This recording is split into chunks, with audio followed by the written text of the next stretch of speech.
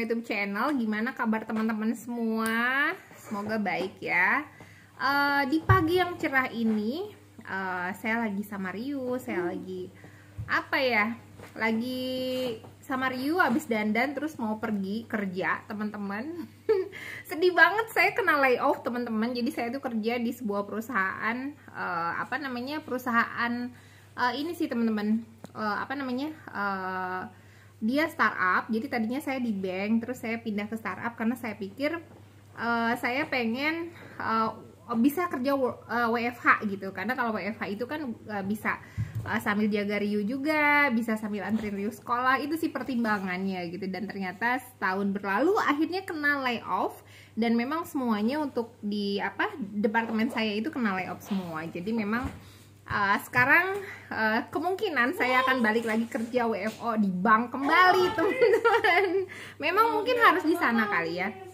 Nah, teman-teman, saya baca beberapa komentar teman-teman yang bertanya tentang kegiatan apa sih yang bisa dilakukan untuk agar anak spesial itu bisa lebih kalem ya, teman-teman. Nah, di sini saya pengen sharing. Jadi memang selama pandemik yang seperti saya bilang di video-video sebelumnya, Ryu itu nggak ikut terapi, tapi sekarang udah mulai terapi lagi. Jadi Ryu itu ada terapi seminggu 4 kali, 2-4 kali.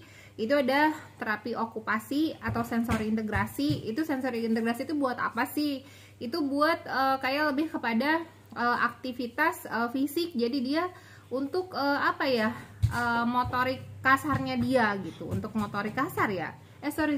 Motorik kasar untuk motoriknya lah, entah saya lupa, teori-teori itu kebanyakan kerja jadi udah lupa sekarang. Jadi untuk motoriknya dia, jadi kayak di sana itu kayak belajar lompat-lompat, terus kayak misalnya masuk ke dalam tabung terus sama si terapisnya diguling-guling gitu kan.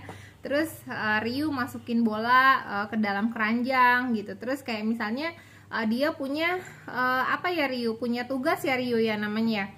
Dia dikasih tugas, Ryu ada donat misalnya ada 5, nanti donatnya disusun dari yang terbesar sampai dengan terkecil, tapi diambil gitu. Tapi untuk masukin ke dalam tempatnya itu Ryu harus melewati rintangan. Nah, rintangannya itu kayak gimana? Misalnya Ryu itu lewatin jembatan, terus manjat, terus dia pakai flying fox ya, flying fox. Nah, sambil bawa donatnya baru dimasukin kayak gitu. Jadi memang kegiatannya tuh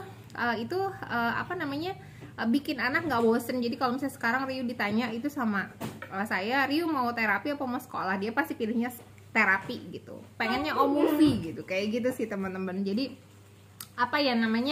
anak juga senang di sana. Nah, selain terapi itu Ryu itu ada pernah juga les calistung, teman-teman. Dan memang ternyata daya tangkapnya bagus ya. Kalau saya lihat Ryu itu daya tangkapnya bagus, kayak ABCD dia udah tahu. Cuman memang dulu kan sekolahnya itu sebelum dikeluarin dari sekolahnya memang pengantarnya bahasa Inggris. Jadi dia bukan ABCD tapi ABCD. Tapi ya udahlah, nggak apa-apa gitu. Yang penting dia tahu aja ini hurufnya apa, terlepas itu bahasanya apa. Untuk idealismenya nanti terakhir, yang penting dia bisa baca dulu. Nanti kalau misalnya dia udah bisa baca, dia udah lancar, nanti baru dijelasin sama dia ini adalah spelling English, kalau ini adalah spelling bahasa Indonesia, kayak gitu sih, teman-teman. Jadi saya nggak mau terlalu kaku dulu di awal, karena kalau saya kaku di awal takutnya mentok kemana-mana gitu sih. Nah, terus selain Ryu itu belajar calistung, teman-teman, Ryu itu tiap pagi yang saya bilang kita rutin jalan kaki. Jadi bangun tidur pagi-pagi itu Ryu jalan kaki. Sebenarnya sih dia malas jalan kaki, cuman setiap kali jalan kaki itu dia kayak punya tujuan gitu. Jadi dia ada satu tujuan. Tujuannya itu biasanya dia bisa beli mie. Nah, Ryu itu kan nggak boleh makan gluten ya. Jadi kalau untuk anak autis atau anak ADHD itu nggak boleh makan gluten. Kabarnya gluten itu kalau misalnya memang anaknya itu alergi, bisa menyebabkan dia jadi hiperaktif kayak gitu, teman-teman. Terus katanya sih aktifnya itu bisa nggak terkendalikan, kurang fokus, itu karena memang gluten gitu ya. Cuman memang setelah dicoba berkali-kali saya pernah dietin Ryu juga gluten, tapi ternyata nggak ada perbedaan dari Ryu gitu. Jadi Ryu tetap begini aja gitu. Artinya memang Ryu nggak ada alergi, cuman tetap yang namanya gluten itu kan gak baik buat pencernaan karena lama dicerna oleh tubuh gitu ya. Makanya saya juga mengurangi. Nah, cuman apa namanya, karena mie ini jarang dikasih teman-teman. Kalau lihat di video-video saya sebelumnya, kok anak berkebutuhan khusus kok dikasihnya mie gitu ya, dikasihnya mie gitu ya. Apa namanya, itu bukan apa namanya, bukan setiap hari kok teman-teman. Jadi saya usahakan untuk nggak kasih tiap hari. Makanya Ryu itu kalau misalnya lihat mie itu seneng banget gitu, karena memang dia sehari-hari nggak boleh gitu.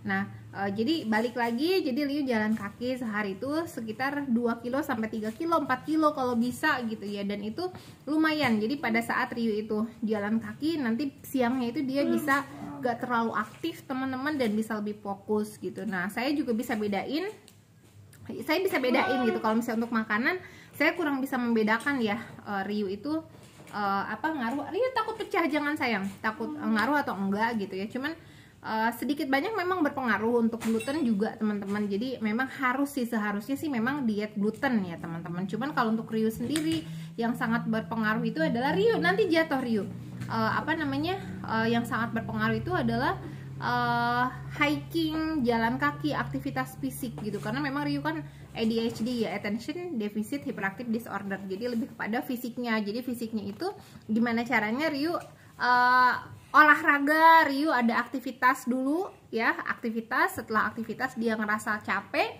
jadi dia bisa lebih fokus, dan di rumah jadi nggak banyak berantakin. Itu sih teman-teman. Nah, selain hiking teman-teman, untuk kemampuan bicaranya banyak yang nanya juga sama saya, Kak Ayu, untuk biar bisa bicara itu Ryu bicaranya berapa lama gitu ya. Nah, Ryu tuh usia 4 tahun tuh bicara. Jadi dulu itu Ryu sebenarnya sih ada terapi pijat gitu ya. Cuman untuk masalah pijat ini ada yang setuju, ada yang enggak teman-teman. Jadi kayak misalnya kalau misalnya terapi pijat itu apa namanya, jadi waktu itu saya yang saya cerita, saya di kolam renang diomelin sama orang tua, yang mainan anaknya itu diambil sama Ryu, dimasukin ke kolam renang, terus Ryunya ditarik bajunya gitu, dan saya kaget di situ gitu ya. Terus akhirnya saya bilang, maaf ya Pak, anak saya berkebutuhan khusus. Dari situ si bapaknya ngerasa bersalah sama saya. Terus ada orang yang nolongin saya, dia bilang anak saya juga autis Bu gitu, dan anak saya tuh dipijat. Dia memang apa namanya, telat bicara, dan sekarang udah kuliah dan mau bekerja gitu, apa namanya, jadi anaknya udah mandiri lah teman-teman kayak gitu. Nah, akhirnya saya dikasih alamat si Pak Haji yang suka pijet itu teman-teman. Ya namanya juga kita usaha ya, orang tua usaha. Ryu boleh diem dulu sebentar.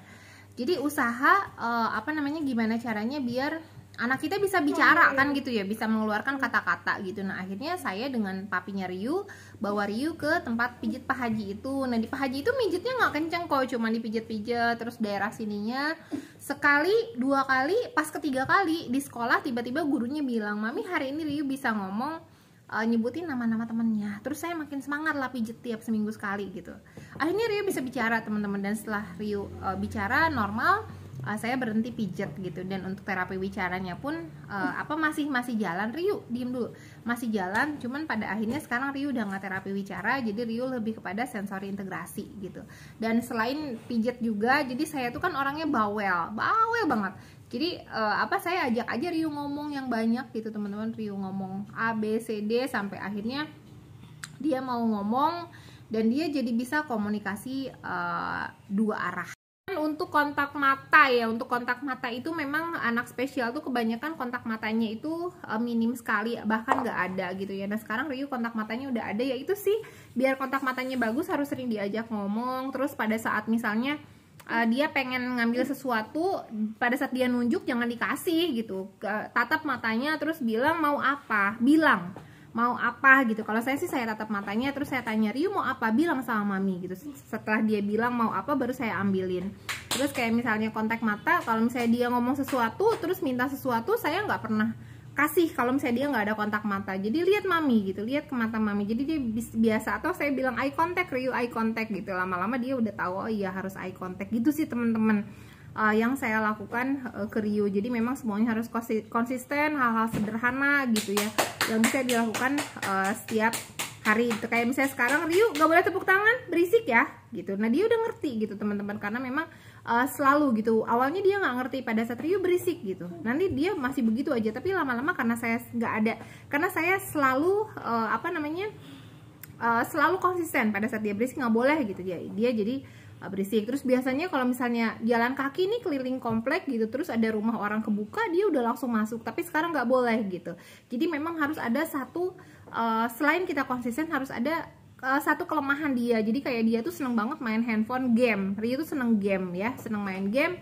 Terus ada kalau misalnya seandainya dia mau masuk ke rumah orang, saya bilang nanti gamenya dihapus, dia langsung diem, langsung balik lagi gitu, karena memang dia nggak mau gamenya dihapus di handphone saya gitu. Itu sih teman-teman yang bisa saya sharing ke teman-teman. Untuk pertanyaan dan lainnya nanti bisa di komen, dan ini sudah menjawab ya semua pertanyaan teman-teman. Semoga bermanfaat buat teman-teman semua.